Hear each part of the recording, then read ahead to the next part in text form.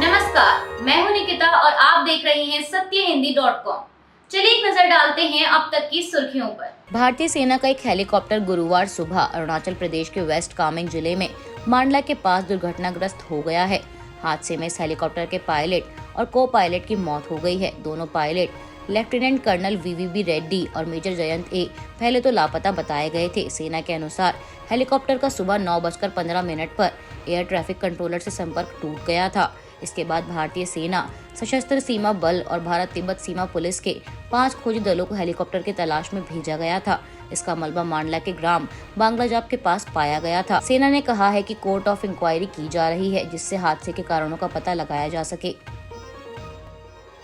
Samajwadi party प्रमुख अखिलेश यादव ने भाजपा और उत्तर प्रदेश सरकार को घेरते हुए माफिया राज को लेकर बीजेपी को कटघरे में खड़ा करते हुए कहा कि ये भारतीय जनता पार्टी की सरकार में 100 माफियाओं की सूची कभी नहीं आएगी।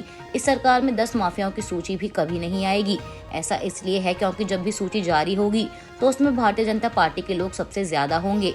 मैंने विधानसभा में पूछा कि टॉप 10 माफियाओं की सूची दे दो, टॉप 100 माफियाओं की सूची दे दो, लेकिन आज तक सरकार इसलिए नहीं बता रही है क्योंकि सबसे ज्यादा बीजेपी के लोग उसमें निकलेंगे। इसके अलावा अखिलेश यादव ने मंदिरों पर रामचरितमानस के पाठ पढ़े जाने को लेकर उत्तर प्रदेश सरकार द्वारा 1 लाख रुपए दिए जाने को लेकर कहा कि सरकार को 1 लाख नहीं, कम से कम 10 करोड़ रुपए देने चाहिए।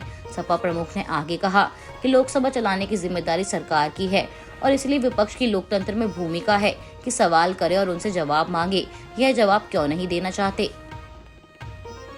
भारतीय लोकतंत्र के बारे में लंदन में दिए गए बयान को लेकर कांग्रेस नेता राहुल गांधी लगातार विवादों में घिरे हुए हैं। सत्तारूढ़ बीजेपी लगातार कांग्रेस नेता पर हमलावर है।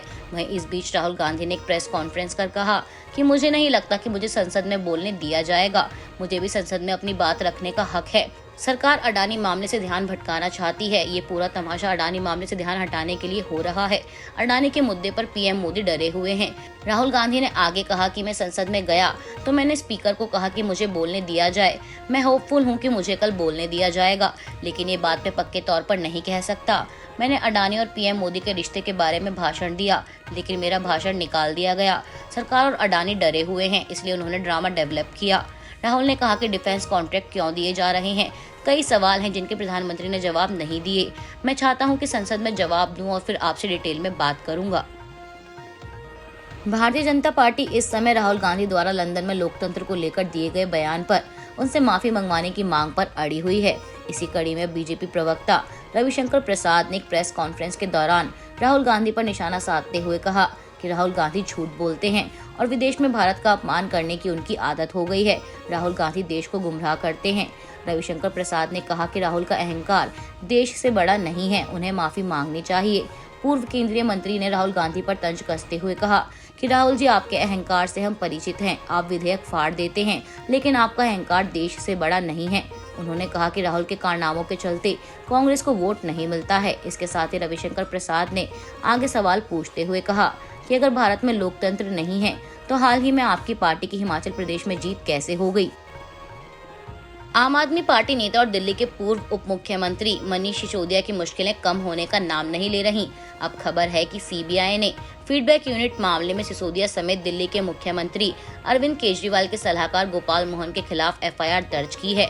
एफआईआर के मुताबिक फीडबैक यूनिट केस में सिसोदिया समेत 6 लोगों के खिलाफ मामला दर्ज किया गया है। इन सभी के खिलाफ आईपीसी की धारा 120B, 403, 468, 471, 477 और भ्रष्टाचार रोकथाम अधिनियम के तहत मुकदमा दर्ज हुआ है। आपको बता दें कि सीबीआई द्वारा दर्ज एफआईआर में नई दिल्ली के तत्कालीन vigilance secretary Sukesh Kumar Jain, CISF के रिटायर्ड डीआईजी और फीडबैक यूनिट के ज्वाइंट डायरेक्टर और मुख्यमंत्री केजरीवाल के विशेष सलाहकार Sukesh Kumar Jain, retired joint deputy director Pradeep Kumar Punj, CISF के retired assistant commandant Satish Khetrapal, Delhi के मुख्यमंत्री के सलाहकार गोपाल मोहन एवं अन्य के नाम शामिल हैं। ऐसे में देखा जाए तो पूरी की पूरी फीडबैक यूनिट ही सवालों के घेरे में आ गई है। गौरतलब है कि भारत सरकार की गृह मंत्रालय ने दिल्ली के उप मुख्यमंत्री मनीष सिसोदिया के खिलाफ भ्रष्टाचार का मामला दर्ज कर जांच करने की मंजूरी दी थी। ये मंजूरी दिल्ली सरकार की फीडबैक यूनिट के गठन और उसमें की गई अवैध नियुक्तियों में हुए भ्रष्टाचार को लेकर की गई थी। इस मामले में सीबीआई ने नवंबर 2016 में एफआईआर दर्ज कर अपनी जांच शुरू की थी और पाया था कि इस यूनिट को बनाने में भ्रष्टाचार किया गया है और नियमों को ताक पे रखकर इसका गठन किया गया है। बता दें कि ये जांच सीबीआई ने तत्कालीन डिप्टी सेक्रेटरी विजिलेंस दिल्ली सरकार KS मीणा की शिकायत पर की थी। दिल्ली के शराब नीति घोटाला मामले में BRS MLC और तेलंगाना के मुख्यमंत्री KCR की बेटी के कविता को ईडी द्वारा नया समन जारी किया गया है। इस मामले में अब वह 20 मार्च को ईडी के सामने पेश होंगी। आपको बता दें कि वैसे तो कविता को गुरुवार 16 मार्च को ईडी के सामने पेश होना था, लेकिन उनके प्रतिनिधि ने ईडी को संबंधित दस्तावेज भेजे हैं। समाचार एजेंसी NI के सूत्रों के हवाले से ये जानकारी सामने आई है। इसके साथ ही आपको बता दें कि इससे पहले BRS नेता के कविता 11 मार्च को ईडी दफ्तर में पेश हुई थी, जहां उनसे 5 घंटे से अधिक समय तक पूछताछ की गई थी। कविता की पहली पेशी के दौरान उनका सामना हैदराबाद के शराब व्यवसायी अरुण पिल्लई से हुआ, जिन्होंने दिल्ली की शराब नीति पॉलिसी में दक्षिण ग्रुप का प्रतिनिधित्व किया था। गौरतलब है कि अरुण पिल्लई पर आरोप है कि पिल्लई ने शराब नीति में बदलाव के लिए आप नेताओं को 100 करोड़ रुपए की रिश्वत दी थी, जिसका उपयोग गोवा विधानसभा चुनाव के दौरान किया गया था। और पिल्लई ने पूछताछ के दौरान कबूला है कि वह के कविता का सहयोगी था। जम्मू कश्मीर की पूर्व मुख्यमंत्री और PDP प्रमुख महबूबा मुफ्ती ने पुंछ जिले के अपने दौरे के दौरान नवग्रह मंदिर में पूजा अर्चना की। इसके बाद उन्होंने पूरे मंदिर का चक्कर लगाया और शिवलिंग का जलाभिषेक भी किया। उन्होंने मंदिर परिसर में बनी यशपाल शर्मा की प्रतिमा पर फूल भी बरसाए। वहीं अब महबूबा मुफ्ती की इस मंदिर यात्रा को नौटंकी बताते हुए भाजपा ने उन पर निशाना साधा है।